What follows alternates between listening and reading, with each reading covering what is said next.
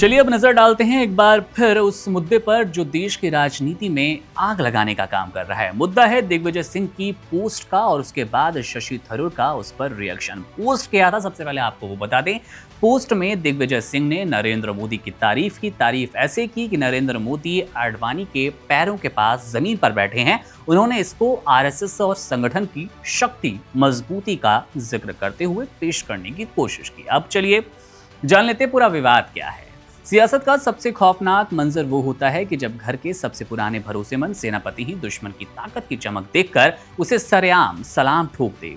कांग्रेस का 140वां स्थापना दिवस जहां जश्न का मौका होना चाहिए था, वहीं अब ये पार्टी अपने वजूद पर उठते सबसे बड़े सवालों का गवाह बनती नजर आ रही है। दिल्ली के सियासी गलियारों में आज एक ही सवाल गूंज रहा है कि क्या कांग्रेस के संकट मोचक दिग्विजय सिंह और अपनी विद्वता का लोहा मनवाने वाले शशि थरूर राहुल गांधी का हाथ छोड़ने वाले हैं?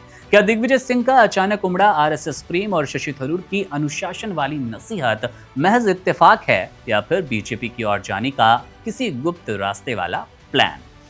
अब जिस वक्त राहुल गांधी अपनी पूरी ताकत नफरत के बाजार में मोहब्बत की दुकान खोलने में झोंकने में लगे हैं, ठीक उसी वक्त उनकी अपनी टीम के दो सबसे दिग्गज खिलाड़ी अपनी ही पार्टी की जड़ों में मट्ठा डालने का काम कर रहे हैं। अब पूरा विवाद भड़का तब जब दिग्विजय सिंह ने प्रधानमंत्री नरेंद्र मोदी और लाल कृष्ण आडवाणी की दशकों पुरानी एक तस्वीर साझा की, जिसमें युवा मोदी फर्श पर बैठे हैं। दिग्विजय ने इस तस्वीर को बेहद प्रभावशाली बताते हुए जिस तरीके से संघ और बीजेपी की सांगठनिक शक्ति की तारीफ की, उसने कांग्रेस हाईकमान की रातों की नींद हराम कर दी। ये सिर्फ एक तस्वीर का जिक्र नहीं था, बल्कि राहुल गांधी के उस पूरे नैरेटिव पर हमला था जो लगातार वो आरएसएस के खिलाफ बरसों से गढ़ रहे हैं। मामला तब और ज्यादा उलझ गया जब शशि थरूर ने इस मामले में यानी कि आग में घी डालने का काम किया। थरूर ने दिग्विजय सिंह को अनुशासन का पाठ पढ़ाते हुए कहा कि 140 साल पुराने संगठन में मर्यादा जरूरी है, लेकिन राजनीति को समझने वाले जानते हैं कि थरूर की ये नसीहत दरअसल दिग्विजय के बहाने अपनी ही पार्टी पर एक तंज भी हो सकता है। इस घटनाक्रम ने कांग्रेस कार्य समिति की बैठक में भारी तनाव पैदा कर दिया, जहां दिग्विजय सिंह ने पार्टी में अत्यधिक केंद्रीकरण पर सवाल उठाकर सीधे नेतृत्व को चुनौती दी। बीजेपी ने इस मौके को लपकते हुए कांग्रेस के जख्मों पर नमक छिड़कने में कोई कमी नहीं छोड़ी। सुधांशु त्रिवेदी ने जब ये कहा कि बीजेपी गुदरी के लाल का सम्मान करती है और कांग्रेस सिर्फ जवाहर के लाल का, तो ये बयान और ये तंज कांग्रेस के पास इसका कोई जवाब नहीं था। पार्टी के भीतर से भी अब ये मांग उठने लगी कि जो नेता अपनी ही टीम के खिलाफ सेल्फ गोल कर रहे हैं, उन पर कार्रवाई क्यों नहीं होती। बहरहाल बड़ा सवाल तो ये कि क्या दिग्विजय और थरूर जैसे दिग्गज अब कांग्रेस में खुद को उपेक्षित महसूस कर रहे हैं? क्या उन्हें लग रहा है कि राहुल गांधी की इस टीम में उनके लिए कोई सम्मानजनक जगह रही नहीं?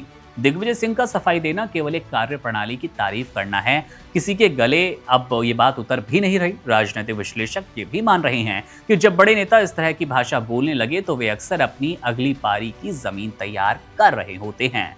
क्या कांग्रेस इन दोनों कद्दावर नेताओं को संभाल पाने में नाकाम साबित होगी? अगर ये दोनों चेहरे पार्टी छोड़ते हैं तो ये कांग्रेस के लिए सिर्फ एक हार नहीं बल्कि एक ऐतिहासिक पतन की शुरुआत होगी। फिलहाल कांग्रेस अपने ही घर में लगी आग को बुझाने की कोशिश कर रही है, लेकिन दिग्विजय सिंह का संघ प्रेम और थरूर की नसीहत ने ये तो साफ ही कर दिया कि कांग्रेस के भीतर सब कुछ ठीक नहीं है और आने वाले दिनों में कोई बड़ा उलटफेर पूर्ण रूप से संभव है। Subscribe to One India and never miss an update. Download the One India app now.